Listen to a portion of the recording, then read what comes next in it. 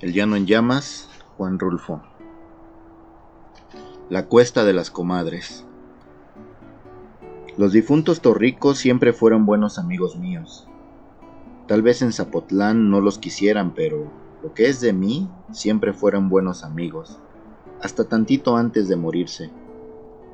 Ahora eso de que no los quisieran en Zapotlán no tenía ninguna importancia, porque tampoco a mí me querían allí. Y tengo entendido que a nadie de los que vivíamos en la cuesta de las comadres nos pudieron ver con buenos ojos los de Zapotlán. Esto era desde tiempos viejos. Por otra parte, en la cuesta de las comadres los torricos no la llevaban bien con todo el mundo. Seguido había desavenencias.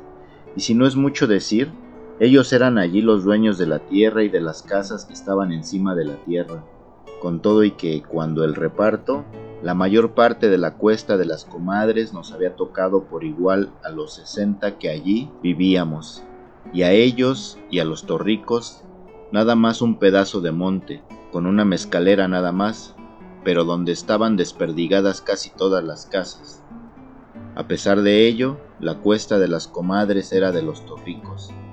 El cuamil que yo trabajaba era también de ellos, de Odilón y Remigio Torrico, y la 12 de lomas verdes que se veían allá abajo eran juntamente de ellos. No había por qué averiguar nada, todo mundo sabía que era así. Sin embargo, de aquellos días a esta parte, la cuesta de las comadres se había ido deshabitando. De tiempo en tiempo alguien se iba, atravesaba el guardaganado donde está el palo alto y desaparecía entre los encinos y no volvía a aparecer ya nunca. Se iban. Eso era todo.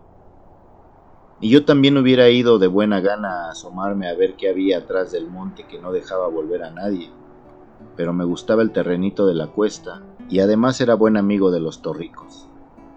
El cuamil donde yo sembraba todos los años un tantito de maíz para tener elotes y otro tantito de frijol quedaba por el lado de arriba, allí donde la ladera baja hasta esa barranca que le dicen cabeza de toro.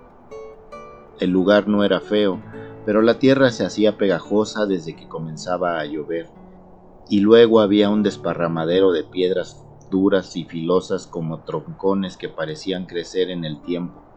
Sin embargo, el maíz se pegaba bien y los elotes que ahí se daban eran muy dulces. Los torricos, que para todo lo que comían necesitaban la sal de tequesquite, para mis elotes no. Nunca buscaron ni hablaron de echarle tequesquite a mis elotes, que eran de los que se daban en cabeza de toro. Y con todo y eso, y con todo y que las lomas verdes de allá abajo eran mejores, la gente se fue acabando. No se iban para el lado de Zapotlán, sino por este otro rumbo por donde llega a cada rato este viento lleno del olor de los encinos y del ruido del monte. Se iban callados la boca, sin decir nada ni pelearse con nadie. Es seguro que les sobraban ganas de pelearse con los torricos para desquitarse de todo el mal que les habían hecho, pero no tuvieron ánimos. Seguro eso pasó. La cosa es que todavía después de que murieron los torricos nadie volvió más por aquí. Yo estuve esperando, pero nadie regresó. Primero les cuidé las casas, remendé los techos y les puse ramas a los agujeros de sus paredes, pero viendo que tardaban en regresar, las dejé por la paz. Los únicos que no dejaron nunca de venir fueron los aguaceros de mediados de año, y esos ventarrones que soplan en febrero y que le vuelan a uno la cobija cada rato. De vez en cuando también venían los cuervos volando muy bajito y graznando fuerte como si creyeran estar en algún lugar deshabitado. Así siguieron las cosas todavía después de que se murieron los torricos. Antes, desde aquí, sentado donde ahora estoy, se veía claramente Zapotlán. En cualquier hora del día y de la noche podía verse la manchita blanca de Zapotlán allá lejos. Pero ahora las jarillas han crecido muy tupido y por más que el aire las mueve de un lado para otro, no dejan ver nada de nada. Me acuerdo de antes, cuando los torricos venían a sentarse aquí también y se estaban acuclillados horas y horas hasta el oscurecer, mirando para allá sin cansarse, como si el lugar les sacudiera los pensamientos o el mitote de ir a pasearse a Zapotlán. Solo después supe que no pensaban en eso. Únicamente se ponían a ver el camino, aquel ancho callejón arenoso que se podía seguir con la mirada desde el comienzo hasta que se perdía entre los ocotes del cerro de la media luna. Yo nunca conocí a nadie que tuviera un alcance de vista como el de Remigio Torrico. Era tuerto, pero el ojo negro y medio cerrado que le quedaba parecía acercar tanto las cosas que casi las traía junto a sus manos, y de allí a saber qué bultos se movían por el camino no había ninguna diferencia. Así, cuando su ojo se sentía a gusto teniendo en quien recargar la mirada, los dos se levantaban de su divisadero y desaparecían de la cuesta de las comadres por algún tiempo. Eran los días en que todo se ponía de otro modo aquí entre nosotros. La gente sacaba de las cuevas del monte sus animalitos y los traía a amarrar en sus corrales. Entonces se sabía que había borregos y guajolotes, y era fácil ver cuántos montones de maíz y de calabazas amarillas amanecían asoleándose en los patios. El viento que atravesaba los cerros era más frío que otras veces, pero no se sabía por qué. Todos allí decían que hacía muy buen tiempo, y uno oía en la madrugada que cantaban los gallos como en cualquier lugar tranquilo, y aquello parecía como si siempre hubiera habido paz en la cuesta de las comadres. Luego volvían los torricos. Avisaban que venían desde antes que llegaran, porque sus perros salían a la carrera y no paraban de ladrar hasta encontrarlos. Y nada más por los ladridos todos calculaban la distancia y el rumbo por donde irían a llegar. Entonces la gente se apuraba a esconder otra vez sus cosas. Siempre fue así el miedo que traían los difuntos torricos cada vez que regresaban a la cuesta de las comadres. Pero yo nunca llegué a tenerles miedo. Era buen amigo de los dos y a veces hubiera querido ser un poco menos viejo para meterme en los trabajos en los que ellos andaban. Sin embargo, ya no servía yo para mucho. Me di cuenta aquella noche en que les ayudé a robar a un arriero. Entonces me di cuenta de que me faltaba algo, como que la vida que yo tenía estaba ya muy desperdiciada y no aguantaba más estirones. De eso me di cuenta. Fue como mediados de las aguas cuando los torricos me convidaron para que les ayudara a traer unos tercios de azúcar. Yo iba un poco asustado, primero porque estaba cayendo una tormenta de esas en las que el agua parece escarbarle a uno por debajo de los pies. Después, porque no sabía a dónde iba. De cualquier modo, allí vi yo la señal de que no estaba hecho ya para andar en andanzas. Los torricos me dijeron que no estaba lejos el lugar a donde íbamos. En cosa de un cuarto de hora estamos allá, me dijeron. Pero cuando alcanzamos el camino de la media luna, comenzó a oscurecer y cuando llegamos a donde estaba el arriero era ya alta la noche. El arriero no se paró a ver quién venía, seguramente estaba esperando a los torricos y por eso no le llamó la atención vernos llegar.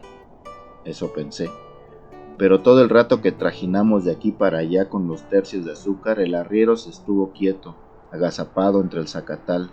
Entonces le dije eso a los torricos. Les dije: ese que está allí tirado parece estar muerto o algo por el estilo.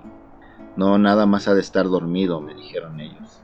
Lo dejamos aquí cuidando, pero se ha de haber cansado de esperar y se durmió. Yo fui y le di una patada en las costillas para que despertara, pero el hombre siguió igual de tirante. Está bien muerto, les volví a decir. No, no te creas, nomás está tantito atarantado porque Odilon le dio con un leño en la cabeza, pero después se levantará. Ya verás que en cuanto salga el sol y sienta el calorcito se levantará muy aprisa y se irá enseguida a su casa. Agárrate ese tercio de allí y vámonos, fue todo lo que me dijeron. Ya por último le di una última patada al muertito y sonó igual que si se lo hubiera dado a un tronco seco. Luego me eché la carga al hombro y me vine para adelante. Los torricos me venían siguiendo, los oí que cantaban durante largo rato hasta que amaneció. Cuando amaneció dejé de oírlos, ese aire que sopla tantito antes de la madrugada se llevó los gritos de su canción y ya no pude saber si me seguían, hasta que oí pasar por todos lados los ladridos encarrerados de sus perros.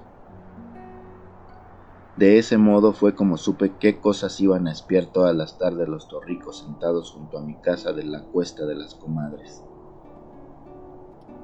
A Remigio Torrico yo lo maté.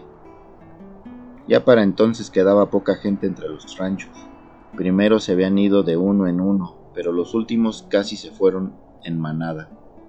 Ganaron y se fueron, aprovechando la llegada de las heladas. En años pasados llegaron las heladas y acabaron con las siembras en una sola noche. Y este año también, por eso se fueron. Creyeron seguramente que el año siguiente sería lo mismo, y parece que ya no se sintieron con ganas de seguir soportando las calamidades del tiempo todos los años y las calamidades de los Torricos todo el tiempo. Así que, cuando yo maté a Remigio Torrico, ya estaban bien vacías de gente la cuesta de las comadres y las lomas de los alrededores. Esto sucedió como en octubre. Me acuerdo que había una luna muy grande y muy llena de luz, porque yo me senté afuera de mi casa a remendar un costal todo agujerado, aprovechando la buena luz de la luna, cuando llegó el Torrico. Ha de haber andado borracho.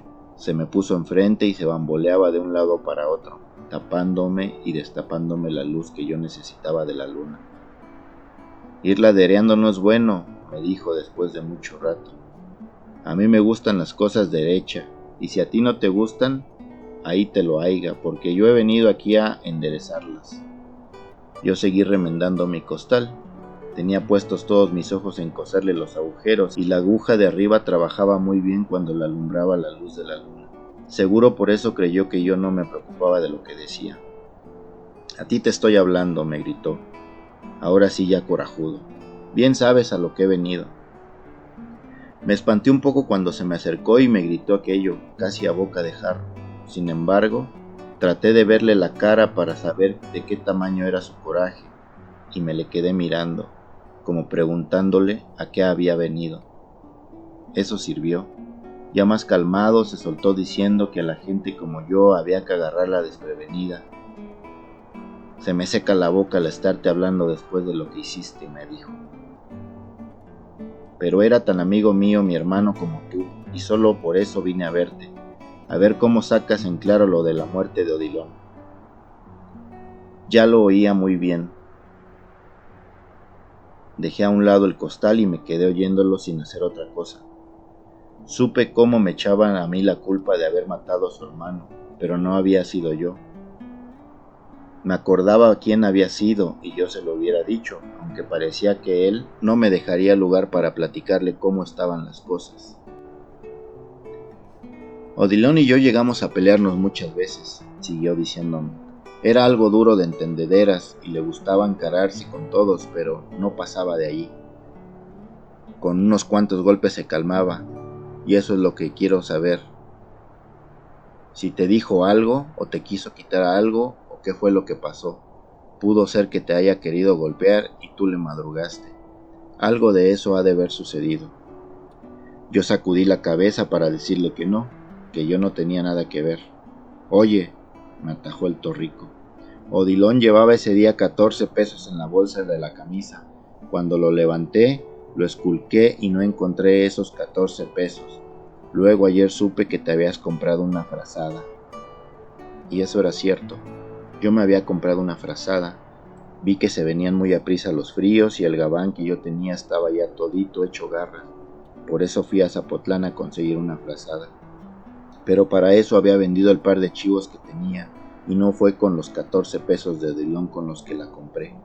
Él podía ver que si el costal se había llenado de agujeros se debió a que tuve que llevarme el chivito chiquito allí metido, porque todavía no podía caminar como yo quería.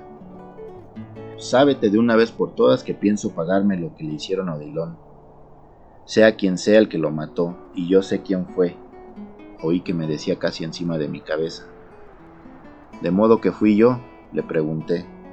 ¿Y quién más? Odilon y yo éramos sinvergüenzas y lo que tú quieras, y no digo que no llegamos a matar a nadie, pero nunca lo hicimos por tan poco. Eso sí te lo digo a ti. La luna grande de octubre pegaba de lleno sobre el corral y mandaba hasta la pared de mi casa la sombra larga de Remigio. Lo vi que se movía en dirección de un tejocote y que agarraba el guango que yo siempre tenía recargado allí. Luego vi que regresaba con el guango en la mano.